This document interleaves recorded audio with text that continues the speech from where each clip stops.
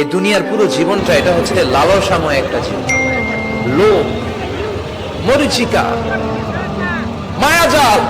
এই মায়াজালে আমরা আটকে আছি, ফলে মৃত্যুর কথা আমরা ভুলে গিয়েছি। পাগলের মতো ছুটছি, আরো টাকা লাগবে, আরো খ্যাতি লাগবে, আরো যশ লাগবে, আরো দাপট লাগবে। আমার এত টাকা দিয়ে কি হবে? এত সম্পদ দিয়ে কি হবে? এত ব্যস্ততা দিয়ে কি হবে? তোমার স্টপ, থামুন, অনেক হয়েছে। আন্না,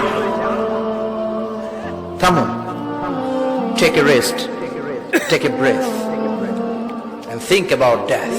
Think that you have to go back to your Lord. একটু বসেন না, একটু ভাবেন যে আমাকে চলে যেতে হবে, চলে যেতে হবে। এই কোলাহল, এই ব্যস্ততা, এগুলো থাকবে, থাকবো না আমি। সাইয়েদনা ওমর ফারুক বলেছেন, মুতু ক্বাবলা আন তামুতু, মরার আগে একবার মরো। হাসিবু ক্বাবলা আন তুহাসাবু আলাইকুম, তোমার হিসাব নেওয়ার আগে তুমি একবার নিজের হিসাবটা করো না। কাগজ বের করে একটু লিখো না, কি কি ভালো কাজ করছিলা, যেগুলো দিয়ে নাজাতের ওসিলা হতে পারে। 1 2 3, আর কি কি আকাম কুকাম করছো দেখো না, লিখে দেখো তোমার অবস্থাটা কি। মরার আগে একবার মরো। মরার আগে খাটের মধ্যে শুয়ে শটান করে চোখ বন্ধ করে একবার মরার ভান করে দেখেন কেমন লাগে। চোখটা বন্ধ করেন আর ভাবেন আপনি নাই, কি কি হতে পারে ভাবেন।